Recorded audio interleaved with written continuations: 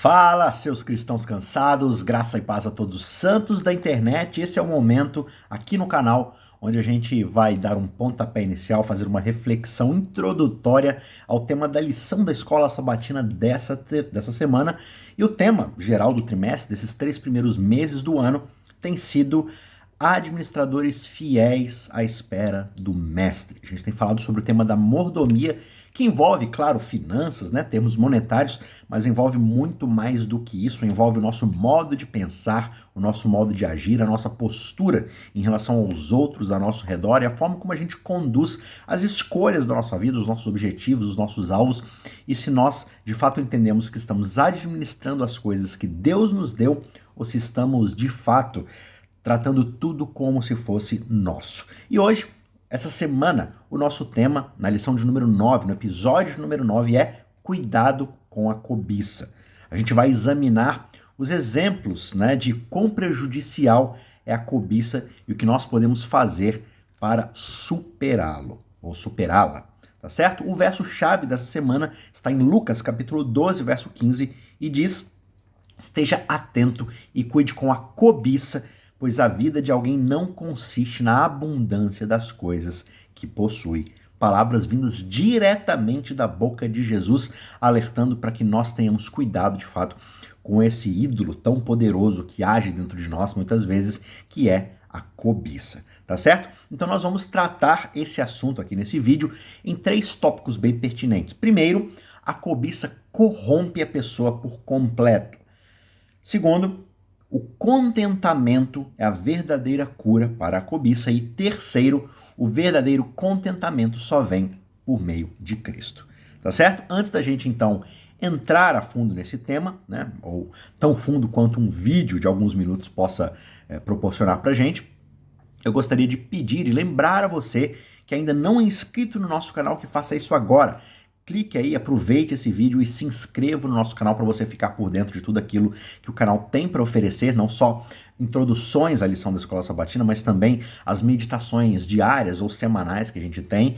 E esse ano nós estamos trazendo alguns cursos bíblicos, a começar com cursos aí sobre teologia bíblica, sobre uma visão panorâmica da Bíblia, como ler a Bíblia livro por livro, fora os cursos que você já tem aqui no canal, que são os cursos de interpretação bíblica básica, para você aprender a ler a sua Bíblia de forma devocional, de um jeito claro, de um jeito prático, para que você tenha muito mais produtividade na hora de estudar a sua Bíblia, tá certo? Vamos então aqui para o nosso tema. Deixa o seu joinha, curta se esse vídeo te abençoou, te ajudou de alguma forma, te edificou. Não esqueça de considerar deixar aí o seu like e também comentar aqui na participação do nosso vídeo, deixando a sua sugestão, deixando alguma ponderação que você tem em relação ao tema de hoje, ou simplesmente deixando aí um amém, ou um gostei, ou não gostei, ou uma crítica, enfim, faça o que você quiser, desde que você se engaje aqui com a gente no nosso canal, tá certo? Ponto de número 1, então, a cobiça corrompe a pessoa por completo. Veja, a cobiça, né, que a gente pode chamar de cobiça ou também de ganância, nada mais é do que um desejo muito forte, muito intenso por ter coisas, por possuir coisas, ou poder, status, ou seja, não precisa ser só uma coisa material, mas também algo, né, subjetivo ali como um sentimento, ou a sensação de você ter algo na qual você tem influência, ou poder, ou status, enfim. E essa é uma emoção que muitas vezes leva a gente a querer muito mais do que a gente simplesmente precisa, do que a gente pode ou tem condição de ter, né? E aí no verso que a gente mencionou, né, que conduz o estudo dessa semana, que é Lucas 12, 15, Jesus diz para a gente estar atento e ter cuidado com a cobiça, né? Porque a vida do ser humano, a vida de alguém não consiste na abundância das coisas que essa pessoa possui.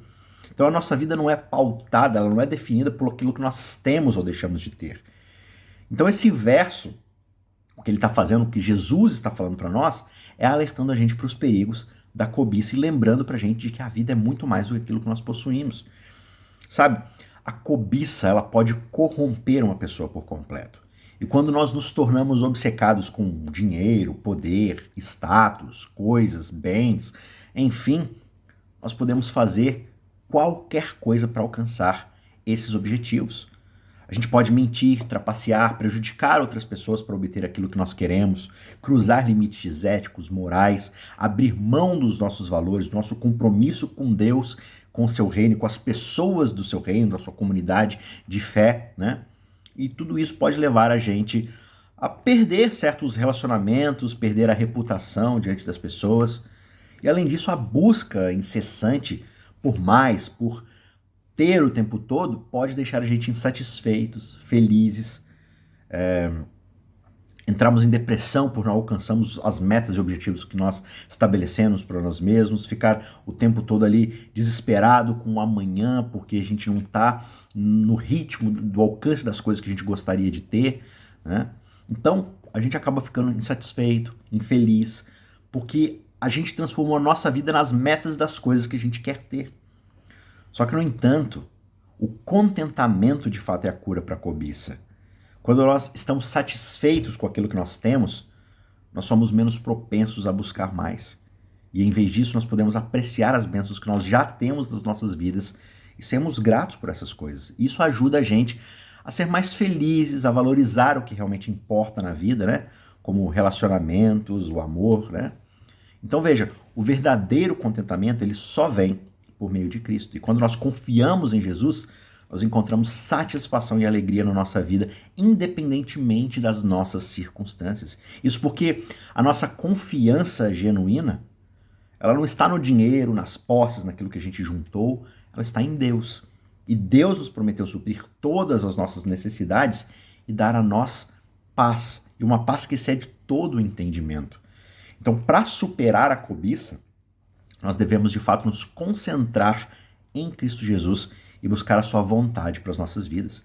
E muitas vezes isso vai significar ser generoso com os outros, praticar a bondade, né? Também vai significar buscar a verdadeira felicidade em Deus e não nas posses, nas realizações que esse mundo oferece.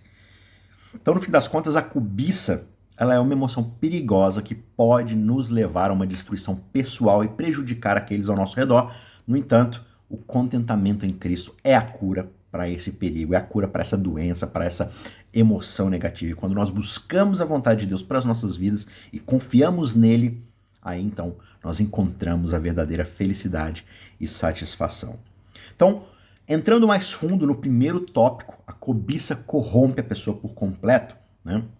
Nós precisamos entender o quanto a ganância pode talvez ser um dos pecados mais perigosos que uma pessoa pode de fato cometer. Porque é esse desejo excessivo por algo, né? Poder, dinheiro, propriedade, que leva a gente a essa série de comportamentos prejudiciais, autodestrutivos, né? Talvez você quer alguma coisa que você quer comprar ali muito e aí você começa a se matar de trabalhar mais do que você deve, vira à noite, você acaba com a sua saúde, se isola dos seus relacionamentos pessoais porque você quer mais dinheiro, mais coisas, mais e mais e mais. Então, dependendo da forma como você se comporta em relação às coisas que você almeja, você pode se autodestruir. Isso é a ganância. E a ganância pode nos levar a desejar coisas que a gente simplesmente nem precisa. E aí a gente, como eu falei, compromete os nossos valores, prejudica aqueles ao nosso redor. Na verdade, a ganância ela pode corromper completamente uma pessoa, só que isso ocorre de dentro para fora. Ela ocorre aqui no meu coração. E a Bíblia vai falar pra gente sobre a ganância, os seus perigos em várias e várias passagens e histórias de personagens, né? O exemplo talvez mais claro e mais elevado disso é o pecado do próprio Lúcifer, que começou com ganância, começou com a ganância no seu coração. Por quê?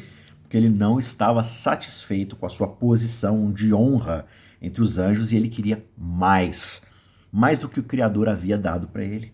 Ele queria a homenagem que somente o próprio Criador que o havia criado merecia. E ele até mesmo invejava a glória com a qual o Pai infinito havia depositado sobre o seu filho. Ele aspirava esse poder, ele desejava muito esse poder, que era uma prerrogativa exclusiva do próprio Cristo. E, portanto, o pecado surge ali no seu coração e vai se desenvolvendo até que ele começa a destruir a harmonia, a paz e a estrutura do próprio céu. Um outro exemplo claro na Bíblia é a história do personagem Acã. Acã foi aquele que foi tentado pela ganância e acabou causando a derrota do exército de Israel quando eles vão lá marchar contra a cidade de Ai, né? Deus havia, antes da conquista ali de Jericó, avisado o seu povo que eles se tornariam como um objeto amaldiçoado que eles desejavam. Então não é para tocar nas coisas, nos espólios, vocês não vão trazer isso para vocês, porque essa não é uma guerra de conquista de coisas. Só que aí Acã foi e ignorou o aviso e ficou com algumas coisas, né? Ele ficou tão obcecado com o que ele queria que ele não conseguiu enxergar além das suas ações e observar os perigos que essas ações poderiam proporcionar. E aí, por causa disso, a ganância cegou a sua percepção, né, das coisas, e ele acabou sendo facilmente tentado a esse pecado de tomar para si algo que não lhe pertencia. Então isso mostra pra gente que a ganância é muito perigosa, tão perigosa que a Bíblia a chama de idolatria. Ou seja, você está adorando um falso Deus, e deuses têm poder e soberania sobre a sua vida. Então quando você serve a ganância, ela manda na sua vida e ela vai reconfigurar a sua vida para que você possa servi-la. Servi-la como? Oferecendo o seu tempo, as suas relações, a sua fama, tudo. E com certeza a sua relação com o próprio Deus. Então toda vez que nós colocamos a nossa atenção, a nossa adoração, nosso foco, a nossa devoção nas posses materiais, nós perdemos o nosso foco e a gente começa a se tornar pessoas egoístas, pessoas autocentradas, pessoas que só pensam naquilo que nos convém. E aí as nossas ideias de verdade, de santidade, elas começam a ficar todas distorcidas. E com isso o amor por Deus, o amor pelo próximo vão morrendo e murchando cada vez mais nos nossos corações. A Bíblia também diz pra gente que o amor ao dinheiro é a raiz de todo tipo de mal. Veja que ela não fala que o dinheiro é a raiz de todo tipo de mal, mas o amor, a devoção, a adoração, tratar o dinheiro, as posses, enfim, qualquer coisa, como uma divindade, ao ponto de que o meu amor, a minha devoção são depositadas no altar disso ao qual eu realmente sirvo. Então a ganância pode levar a gente a comprometer esses nossos valores e talvez trapacear, enganar os outros, a acabar com a nossa saúde, enfim. Isso vai afastando a gente da verdade, da pureza, da santidade que Deus espera de cada um de nós.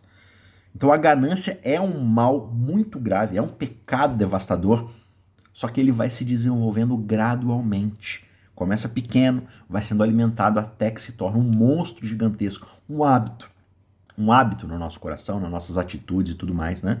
E uma vez que a ganância se estabelece então na nossa vida, aí se torna uma tarefa muito mais difícil poder eliminá-la do nosso dia a dia, das nossas relações, do nosso trabalho e tudo mais. Você tem, por exemplo, as histórias de Judas, né, que traiu Jesus ali por dinheiro, que na verdade ele não estava nem tão interessado no dinheiro, mas no status e no glamour que um Messias bélico poderia conquistar para Judas se ele por acaso destruísse Roma e trouxesse de volta a glória de Israel. Ananias e Safira também são exemplos de pessoas que caíram na armadilha da ganância e não obedeceram à vontade de Deus, né?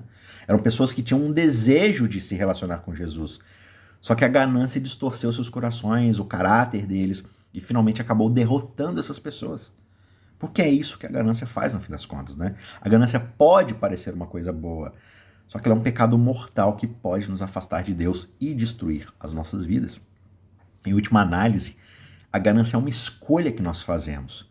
E nós podemos escolher viver as nossas vidas com gratidão, com generosidade, ou nós podemos escolher viver as nossas vidas com ganância, com inveja. Só que no fim das contas a escolha é nossa. Mas devemos lembrar que as nossas escolhas carregam consequências com elas.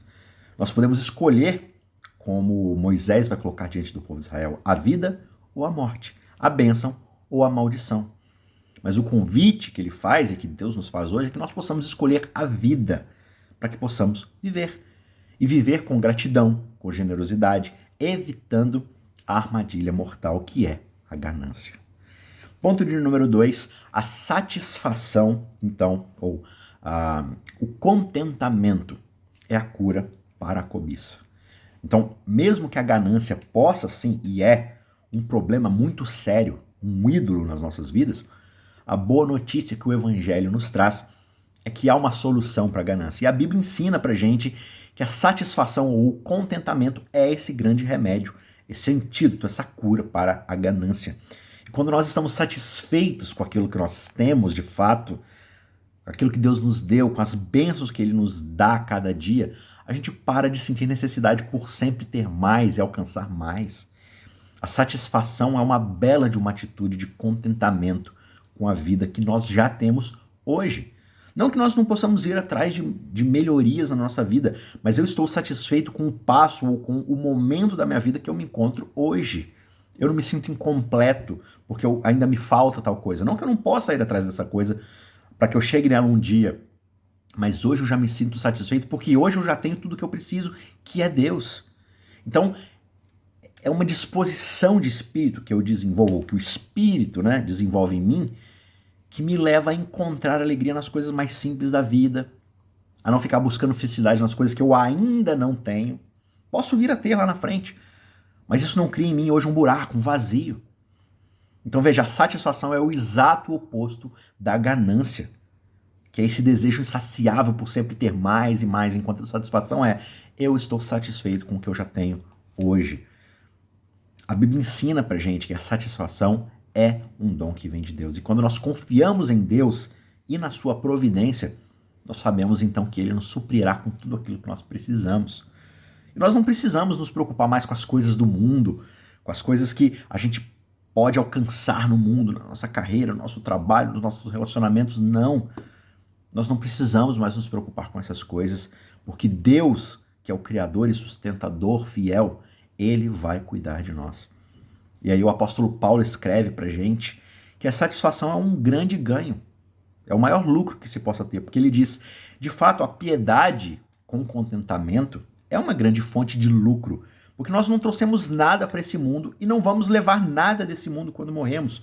Por isso, quando nós temos o que comer, quando nós temos o que vestir, nós devemos estar satisfeitos e contentes com isso. Ele fala isso para Timóteo lá na primeira carta endereçada a esse jovem teólogo, no capítulo 6, versos 6 a 8. Então veja, a satisfação é um sentimento que nos liberta justamente da prisão na qual a ganância nos prende. E quando nós estamos satisfeitos com o que nós temos, a gente para de sentir a necessidade de ficar sempre buscando mais, acumulando mais. Nós não temos mais esse desejo insaciável. Nós não precisamos mais nos preocupar com a próxima promoção, a próxima compra, a próxima viagem, o próximo carro, a próxima casa, o próximo, sabe? A gente pode desfrutar do momento presente, agradecidos por tudo aquilo que Deus já nos deu e por quem Deus é na nossa vida hoje, já, agora. Por isso a satisfação também nos lembra que esse mundo não é a nossa casa e que nós somos, no fim das contas, peregrinos nessa terra em busca de um lar eterno, em busca de algo muito maior do que o agora pode nos proporcionar. E aí quando a gente se lembra disso, a gente começa a colocar menos valor nas coisas terrenas e mais valor nas coisas celestiais, nos valores eternos.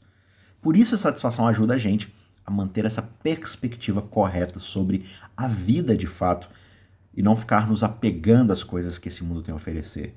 Não que nós não possamos usufruir de muitas dessas coisas, mas, de novo, eu não coloco a minha devoção última, o meu amor definitivo nessas coisas. E, além disso, a satisfação é, sim, uma virtude que ajuda a gente a lidar com as grandes dificuldades da vida. Quando nós enfrentamos, por exemplo, alguns problemas, alguns desafios, a falta de alguma coisa, a satisfação nos ajuda a encontrar alegria mesmo nessas circunstâncias mais difíceis.